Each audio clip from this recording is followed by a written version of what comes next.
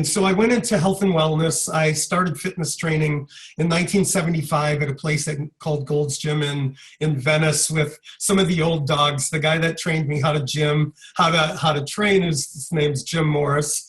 And he was one of the people that was in pumping iron. And I was his first floor monitor at Jim Morris Gym in Hollywood. And so, it was prior to fitness training in and of itself, but I really enjoyed what I was doing, and I enjoyed working with other people, in addition to starting to learn about myself and develop some strength around some of the circumstances that I was holding within me. That scroll ahead, I've done that for about 45 years, and that really became the foundation and the motivation for me to move further along. I had a really challenging dance with trying to get sober. It was very, very difficult for me. I didn't understand why I kept going back to what I was going back to. I didn't even really fully admit to the vulnerability of being molested when I was young, because I didn't really understand that that's what it was.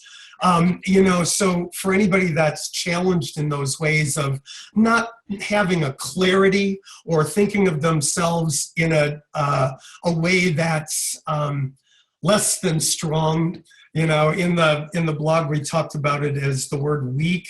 I like to look at things as holistic and in a survival way. So we survive in adapting to what our experiences are. And the neurological programming of that in our body and in our brain is such that that becomes our norm, and that becomes our truth until we reach conflict in our environment. Because with basic cognition, the cognitive actor does not grow until there's conflict in the environment. Well, my conflict was coming inside first. I could always feel it. And then my behavior seemed to skew from what my heart was telling me. I knew I was a good person. I knew I was a loving person. But what came out didn't seem to be loving.